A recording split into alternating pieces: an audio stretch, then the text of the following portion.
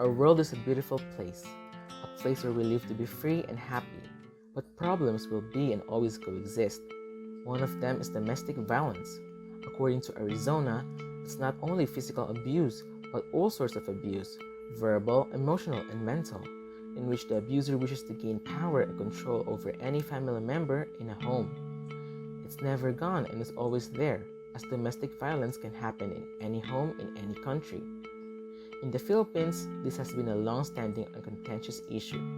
According to the Institute for War and Peace reporting, even before the pandemic and despite having several laws for women and children abuse and violence, our society still regards this as family problems, which they say can be settled in their own homes and is not considered as a problem that needs immediate help and rescue.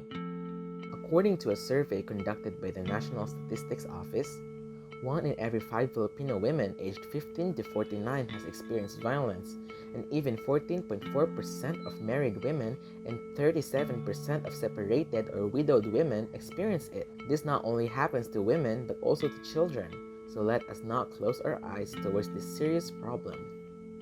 Our country has been in a lockdown for almost a year now. We have been stagnant in our houses for months and had our lifestyle turned 180 degrees.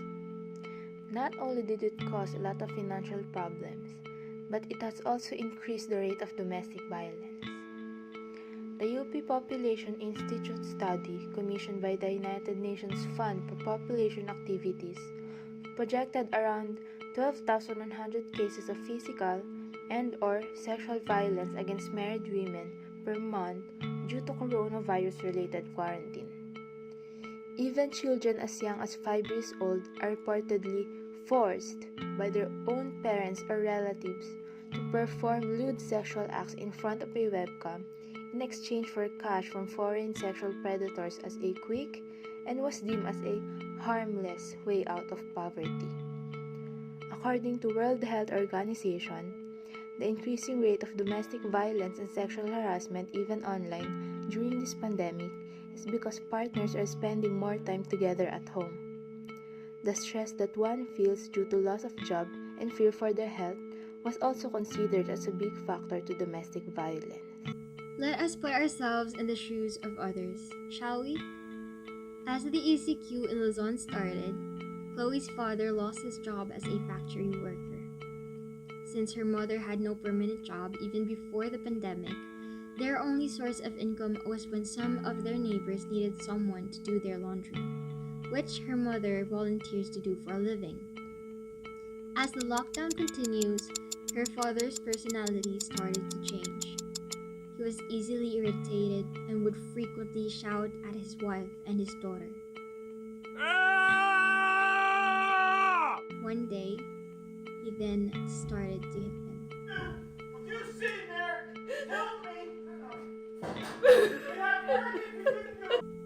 As the liquor ban was lifted, he would drink alcohol almost every day, and when drunk, he would then say cruel words and would hit them constantly.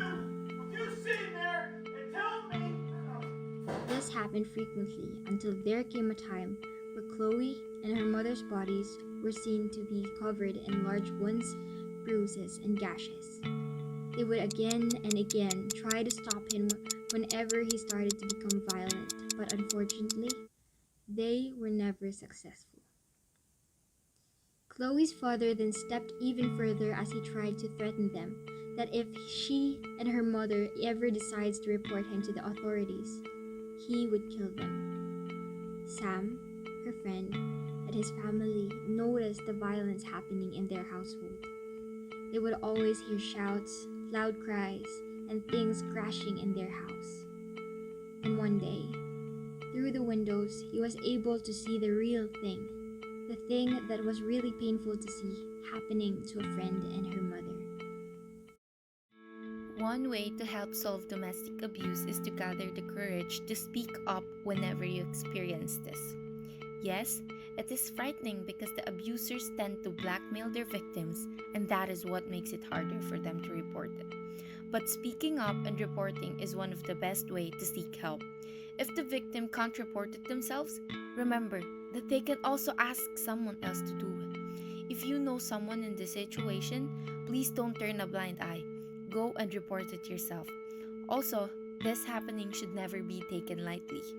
The government should establish a helping center for the victims, which can help them with their financial needs until they find a stable job and can eventually pay back the money. As for the story, it was a good thing that Sam and his family started to be aware of Chloe and her family's situation. This action of theirs has contributed a lot in helping Chloe and her mother be free from the cruel, abusive father they once suffered from. Never be afraid to speak up. We encourage everyone to not turn a blind eye and spread awareness about this. Remember, you are not alone in this journey, for there will always be someone who will be willing to help you.